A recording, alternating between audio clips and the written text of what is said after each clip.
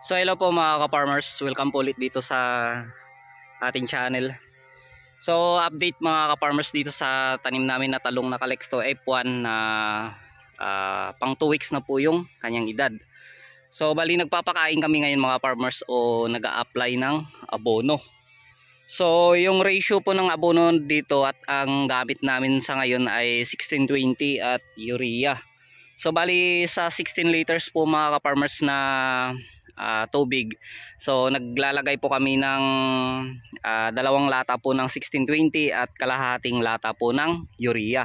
So bali yung application naman po kada puno ay isang lata rin po ng sardinas. Yung sardinas po na maliit, no. So baka isipin nyo yung malaki. So sa ngayon mga farmers, halos di pa po pansin yung talong namin dahil 2 weeks pa lang at hindi po pantay yung paglaki niya. So nakadepende rin po sa aming punla mga farmers, no. Dahil sa punla na itinanim namin ay meron po siyang maliliit at meron pong malalaki. So and kung mapapansin natin mga farmers, no, may mga butas-butas po yung kanyang dahon. So kinainan po yun kasi ng uod o ng sinasabi nilang harabas po. At huli ko na po kasi itong na-applyan ng insecticide na pamatay uod. Dahil po hindi po ako nakapag-spray agad dahil sa panahon po na panay po yung ulan. So pero sa akin mga farmers okay na at nawala na rin po yung mga uod dyan. At yan, unti-unti na rin po na gumaganda po yung talbos niya. So sa edad niya pong 2 weeks, ayan na po yung itsura niya, no. So sa karamihan mga farmers, no, dahil sa mga nakaraang kong talong, sa nagkakaedad po siya ng 2 weeks nung malalaki na. So di po tulad sa ngayon na ayan, maliliit. Nabunuan mo pati katumbal. Lanay ang tarunganay. So kung mapapansin natin mga farmers, no, may sili siya. So yung sili labuyo dito di ko na binunot dahil yung dati po kasing tanim dito mga farmers ay sitaw at saka pipino. Yung ibang plat pipino, yung iba naman sitaw. So tinanggal lang, binunot lang po namin yung sitaw at saka pipino. At bali mga after 2 weeks ay nagtanim na po kami ng talong dito. So at hindi na po namin binago yung kanyang mga plat. So plat po ito ng sitaw. So dati kasi yung pagtanim ko mga farmers ng sitaw ay sa gilid lang po. Ayan, kung mapapansin natin yung poste niya sa gilid, hindi po sa gitna. So bali ililipat pa namin itong poste niya, ilalagay po sa gitna para magiging balag na rin po ng tanim namin na talong. So ayun mga farmers, maraming hinog. So pipitasin na rin namin ito mamaya. So hindi ko lang yan tatanggalin yung mga silis, hindi naman sagabal yan sa talong dahil sayang din po naman kasi pag binunot yung sili. Ano mga farmers, ang ganda na po yung kanyang mga daon. Yan. So bali doon sa kabilang mga farmers, sabay na rin po yung pag-aabono namin. So dito 14 days. So bali doon naman po sa kabila ay 11 days. So 3 araw po kasi yung huli nun, pero yung ginawa namin ay sinabay na po sa pag-abono at same lang po yung ratio ng abono sa 14 days at saka sa 11 days. So ito naman mga farmers yung talong na pina-recover ko o niraton. Magti 3 weeks na po ito simula na nairaton at so nakapagpitas-pitas na rin po kami dito, mga ilang kilo nga lang. So unti-unti na rin po dumadami yung kanyang mga bunga. So mix po ito, Calixto at saka Banatiking. So ito po yung dati kong talong na nag 4 months na. Ayan, na dinaanan po ng malakas na ulan at saka hangin, kaya lahat po sila natumba dahil hindi ko po kaagad nalagyan ng mga poste, kaya natumba. So yung ginawa ko, niraton ko. Ayan mga farmers, so pansin natin may mga bunga-bunga na rin. Yan po yung kanyang bunga. So maganda po mga farmers yung presyuhan ng talong sa ngayon dito sa amin, nasa 80 to 70. Dito po kasi sa akin nakapagpitas ako nakaraan, nirambol ko na yung class A at saka yung mga maliliit. So 50 pesos lang po yung bigay ko dahil hindi pa po masyadong kagandahan yung kanyang mga bunga, no. At dahil nagpapa-recover pa kami dyan. So ito mga farmers, yung sinasabi kong yung edad niya po ay 11 days. And so magkahiwalay po ito.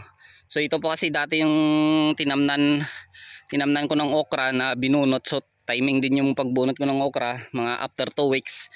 Nagmahal na po yung presyo niya. So wala tayong magawa dahil ganun talaga. Ayan. So kaya yung punla na natira, so dito namin itinanim.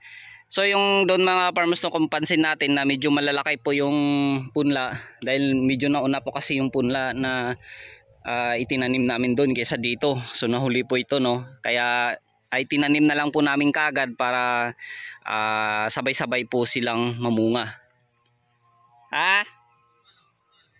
Duro pa bilen? Tengah ka container? Sige, raya lang sa tumbal, tengah-tengah selata para mabunuan. So may natira kasi mga farmers na abono, kaya sabi ko sa sili na lang po yung ilagay. Sayang din pag itapon lang. So ito na mga farmers, yung edad niya pong 11 days. Ayan. So bata pa to mga farmers, no. So magkaiba po talaga dun sa kabila. So dapat kasi yung abono dun sa kabila ay ano na, 1 lata at kalahati na po yung application kada puno. Pero ginawa lang po namin na 1 lata para po dito makasabay po itong malilit na to. Isang ratio na lang po sila doon at saka dito. So susunod, next na magkaedad na po yung doon na 21 days. So magdadagdag na po kami ng abono para sa puno niya. So yung dito sa tabi mga farmers, no, dahil may natira akong punla na sili labuyo. Ayan, sili labuyo po yung itinanim namin dito sa gilid. Yan. So yan. So yun lang po mga ka-farmers, no. Dahil matagal ako bago makapag-update sa mga tanim ko. Dahil busy tayo mga farmers sa pag-aararo, paglaland prep sa magiging taniman natin ng iba't ibang gulay. At yun na, bali may i-update ko na lang kayo mga farmers, no, kung ano na ba talaga yung nangyayari sa ibang area ko, o ano na ba yung naitanim ko na ibang gulay. So sa may humihingi ng update mga farmers sa pagpaparecover ko ng ampalaya, so hindi ko na po ito nagawa ng video nung last recovery ito ng Growers Bet 1000 dahil nung pag-spray ko nun, tinuloy-tuloy na naman po yung pag-ulan, kaya sabi ko abunutin ko na. So nabunot ko mga farmers yung ampalaya ko dito. So after 2 weeks siguro or 3 weeks, so nag-spray na ako dito ng herbicide, no. Isinabay ko na po dong nung tinamnan ng sitaw at saka pipino. Kaya kung mapansin natin mga farmers, no, patay po yung mga damo yan at saka yung ampalaya ay binunot. So dito naman mga farmers na side, tinamnan ko po yan ng pipino at yung kasunod po niyan sitaw. So medyo malalaki na rin po mga farmers yung sitaw. Halos magkasabay rin naman po kasi pagtanim ko ng sitaw at saka talong.